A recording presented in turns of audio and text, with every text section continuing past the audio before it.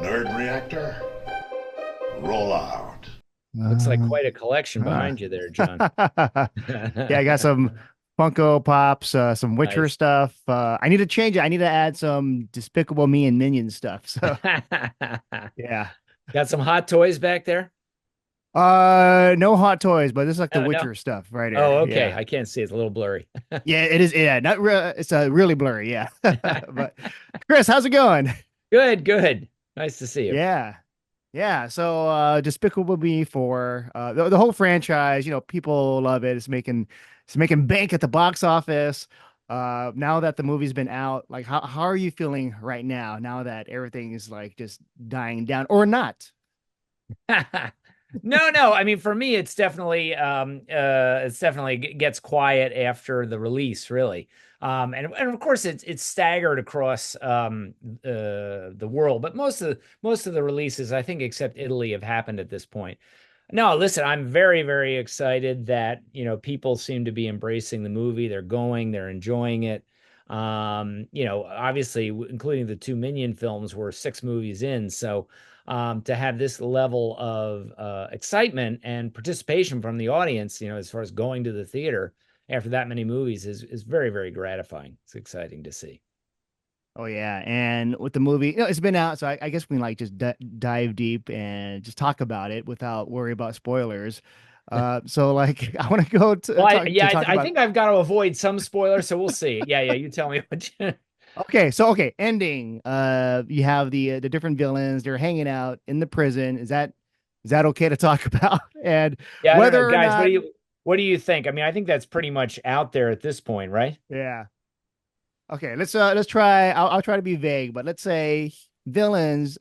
Gru's got a bunch of rivals, and I was wondering if there's gonna be like, let's say in the future movies, if Well, I think we can keep it more general, right, John? I mean, what I would yeah, say is I felt like with this movie, having directed the first two, served as executive producer on Minions and DM3, and then as a producer on Minions Rise of Gru. For me personally, what I wanted to put in this movie are things that definitely I've loved over the course of this 15, 16 year journey for me personally. So it was an opportunity to kind of revisit some things that that have been in this universe, and that give us an opportunity to play with those things and give the audience an opportunity to maybe see some things they haven't seen in a while. It's always fun. I always loved when I was a kid, things that were like, in the comics they'd call it a crossover, or they'd have, what if, or characters would come together, and it's always fun and gratifying to sort of have that kind of, because it suggests a world bigger than the movie itself, and I always think that's a fun element to for an audience to experience. oh yeah, and because you've worked in the comic book industry before, right? So you know all about the whole crossover and etc. And I was wondering if that still carries on over till today, just like the your thought process and just how you work on things. Yeah, for sure. I mean, I was in comics in the mid '90s, and of course, crossover storylines were huge then, particularly, and I contributed to some of the storylines in DC that sort of would go across, multiple titles and all that kind of thing. And I even did a lot of trading cards for Marvel versus DC. So yeah, it's always fun to all this universe stuff that everyone talks about now, was something that I was working in, a few decades ago. And yeah, and I think it's something that, and I'm a fan of that stuff myself. So it's always fun to kind of, be able to contribute to that. And in this one, this Despicable Me 4, we also got an opportunity to play with the minions as superheroes, which, was something that we had talked about as far back as Despicable Me 2, when we were coming up with what the storyline was. Obviously in that film we landed on the purple evil minions, but we were playing with ideas that they may have superpowers.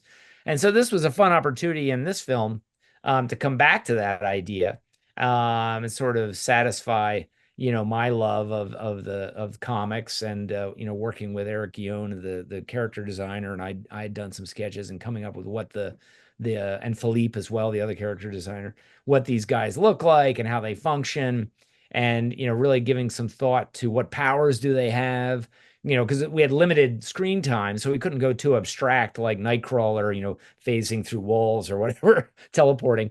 So, like those kinds of things, are definitely were definitely fun for me to think about. And with these particular characters, because it was something that, I had a good time working with, way back when I started in comics many years ago. Oh yeah, and I also want to talk about just the movie, being a box office success, and also the franchise. And the franchise is everywhere. Like you can't escape it. If you go to Universal Studios, you'll see your stuff. I was wondering, like, if your friends and families, like the excitement level, is there like a person that's like, oh man, I can't escape Chris's like creations is everywhere. Yeah, it's funny, it's like anything where uh I don't know, when you're sort of around it, you stop thinking about it. There have been some moments that I will call surreal. I mean, certainly the Minions in the Olympic opening ceremony is one of those.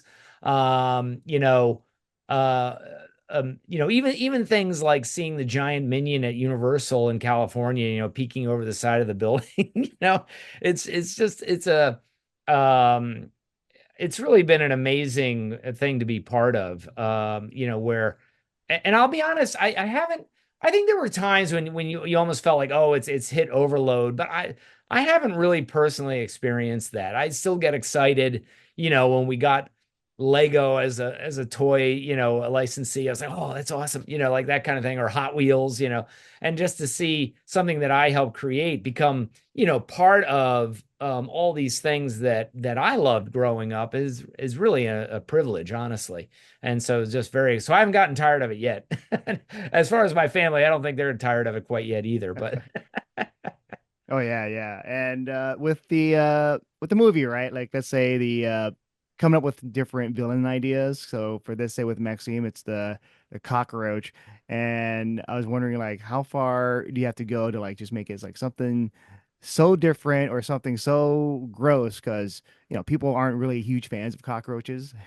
well, that's definitely something we had to manage. I think that, and it was definitely evolved over time. Like, I think that we were going a little bit scarier, a little bit more gross, I think, for lack of a better word. And it's funny, even though what we have now is very, very cartoony, it still repels people to a certain degree. And, you know, one of my favorite films is Ratatouille, one of my favorite animated films of all time. But my mother does not like it because it's rats.